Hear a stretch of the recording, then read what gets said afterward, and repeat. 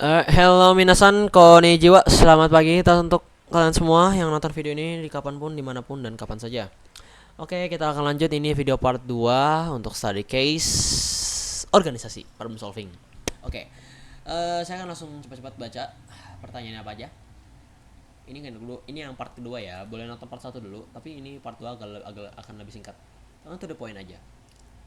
Sebagai anggota MPK di sebuah SMA, Anda bertanggung jawab untuk mengawasi dan memastikan bahwa OSIS maupun MPK berjalan sesuai dengan peraturan yang telah disepakati bersama. Saya ulangi, sebagai anggota MPK bertanggung jawab mengawasi dan memastikan bahwa baik OSIS maupun MPK berjalan sesuai dengan peraturan yang telah disepakati bersama di ADRT harusnya, atau juga yang tak tertulis. Beberapa waktu yang terlalu terungkap bahwa baik ketua OSIS maupun ketua MPK telah melanggar beberapa peraturan organisasi yang ada, baik dalam hal komunikasi, pelonggaran anggaran, pengelolaan anggaran, namun pelaksanaan kegiatan tidak sesuai dengan rencana yang telah disetujui. Alright. Oke. Pelanggaran ini menimbulkan ketegangan dalam organisasi karena anggota-anggota lainnya merasa bahwa kepemimpinan yang ada tidak menjalankan tugasnya dengan baik. Oke. Selain anggota MPK, Anda harus sebagai anggota MPK Anda harus mengambil langkah atau menangani masalah ini dengan bijaksana, memastikan bahwa peraturan organisasi ditegakkan dan menjaga kepercayaan seluruh anggota. Oke.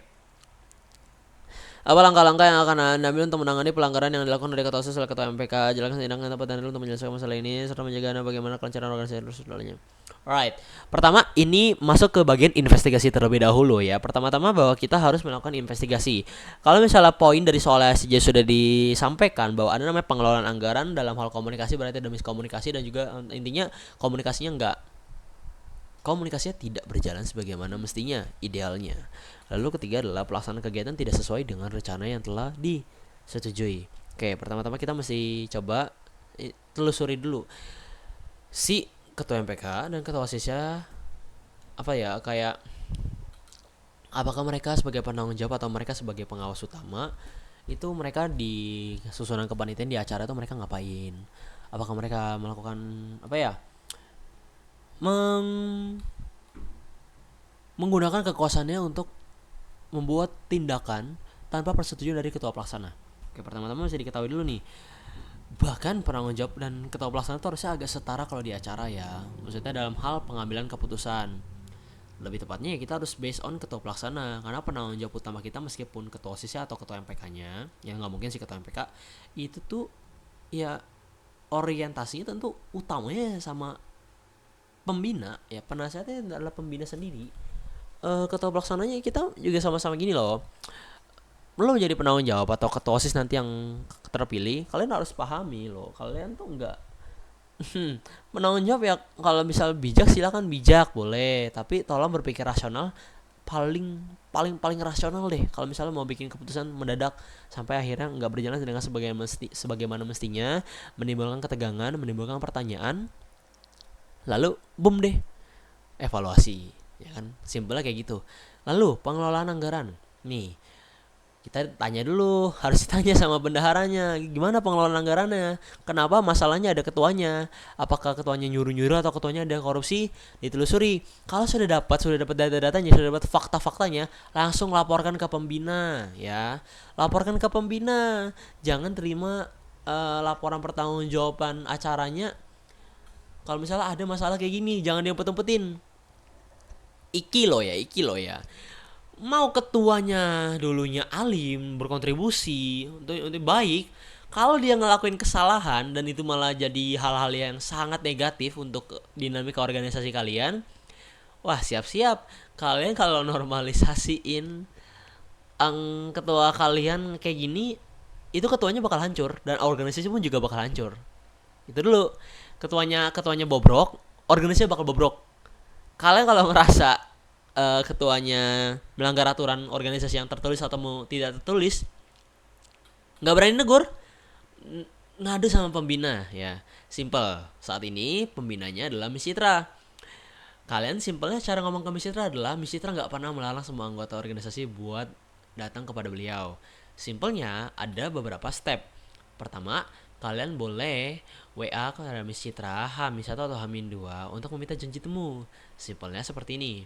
Saya akan bagikan ya chatnya biasa kayak gimana ya. Assalamualaikum, selamat siang Miss Citra. Mohon maaf apabila mengganggu waktunya. Enter.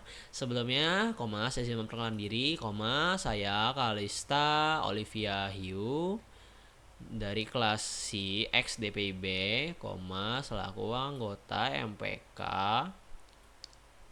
izin untuk meminta janji temu dengan Misitra di hari Senin, 12 Agustus 2000. Nggak usah pakai tahun, Senin 12 Agustus pukul 12.30 atau setelah istirahat kedua atau setelah pulang sekolah. Secepatnya ya kalau bisa ya. Jangan lebih dari pulang sekolah karena Misitra pun juga harus balik. Jadi ya kalian jangan waste too much time.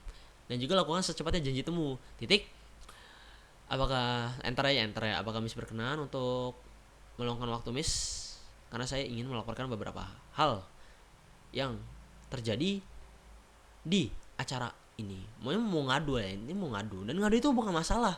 Gini loh, kalian mencoba melaksanakan hal paling mulia, yaitu melaporkan kesalahan. Melaporkan kesalahan itu hal yang paling mulia. Ya, ketua pelaksananya itu bingung karena mungkin dia mau bertanggung jawab sama kakak ini yang dikekang. Ini saatnya kalian yang nggak bantuin ketua pelaksananya.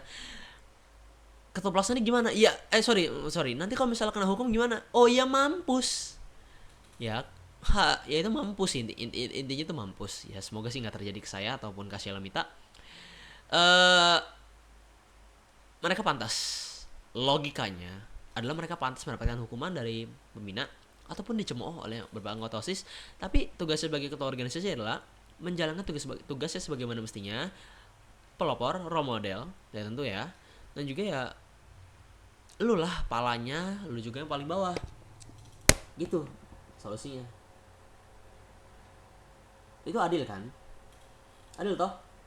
Ya, dia melakukan kesalahan, dia pantas kena hukumnya, pantas kena karmanya. Mau dia kena jabatan, bodoh amat. Kalian sudah sepatutnya tuh jangan terpaku sama status kalian sebagai anggota. OSIS itu atau MPK itu anggota nggak boleh dihalang sama barrier, nggak boleh dihalang sama jabatan, nggak boleh dihalang sama kelas, nggak boleh dihalang sama komunikasi. Justru kalau kelas 10-nya nggak berani nanya sama kakak kelasnya, wah itu kacau sih organisasinya sih. Simple banget loh guys. Oke, saya ngomong ke kelas 11 dulu nih, atau kelas 12 deh.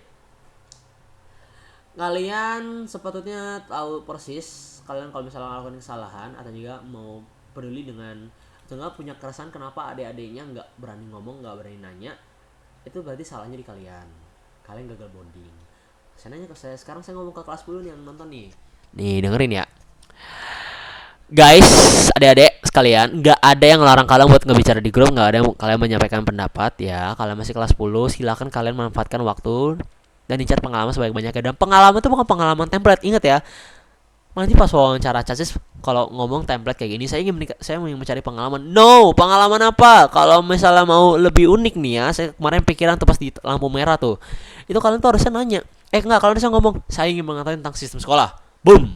Ya, jangan pakai jawaban template. Nanti saya bakal coba bantuin kasih tips lah, jawaban-jawaban untuk pertanyaan wawancara yang kayaknya lebih unik dan gak template. Ya, disclaimer saya juga pakai GPT, tapi saya nggak berusaha menggunakan GPT untuk memberikan jawaban yang orisinal berdasarkan pengalaman saya sendiri selama 3 tahun organisasi. Alright, saya simpulkan aja. Kalau dari saya sendiri adalah saya ngadu sama pembina, karena pembina bakal ngomong ya anonimus. Intinya bayangin deh, kamu kemarin Senin siangnya kamu laporan, data-datanya udah ada kan, saya minta data-data, jadi diaudit, diinvestigasi, dikumpulin data-datanya secara lengkap. Lalu kalau misalnya mau gerak sendiri silakan gerak sendiri, mau gerak berdoa silakan gerak berdoa, ya kan. Datang istirahat kedua, pulang sekolahnya pasti bakal dipanggil, pasti bakal ditanya, ya. Lalu kalau dia marah-marah gimana? Ngadu lagi ke Mesitra, ngadu lagi ke pembina. Kenapa dia berani marah-marah padahal dia ngelakuin kesalahan dan kalian punya faktanya, buktinya, ya kan? Biarin pembina yang turun tangan. Kalau misalnya halnya udah buruk banget ya, kalau misalnya masih kayak gini mah kayaknya gerakan kalian revolusi atau ngomong sama kelas 12 yang lain tuh masih bisa sama kakak kelas yang lain buat ngedegur ketua pelaksananya. Karena bukan ketua pelaksana, ketua organisasinya. Karena ketua organisasi itu sudah sepatutnya tuh dia tuh jangan bikin kesalahan kayak gini lah ya. Jangan pernah bikin kesalahan memalukan lah, kayak misalnya main-mainin anggaran gak ada alasan jelas, terbukti korupsi, ya kan.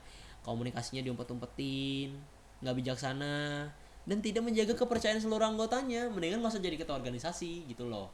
Simpel gitu guys. Saya rasa udah cukup ya. Sampai jumpa di video selanjutnya, Sadika selanjutnya. Kalau ada apa-apa silahkan kalian tanya di kolom komentar. Saya bakal coba bantu jawab. Dan ya selama ini kolom komentar sepi nih guys. Tolong dong isiin dong biar ada komunikasi.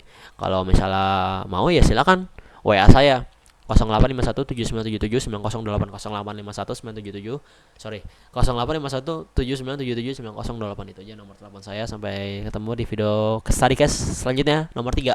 Sampai jumpa, bye bye.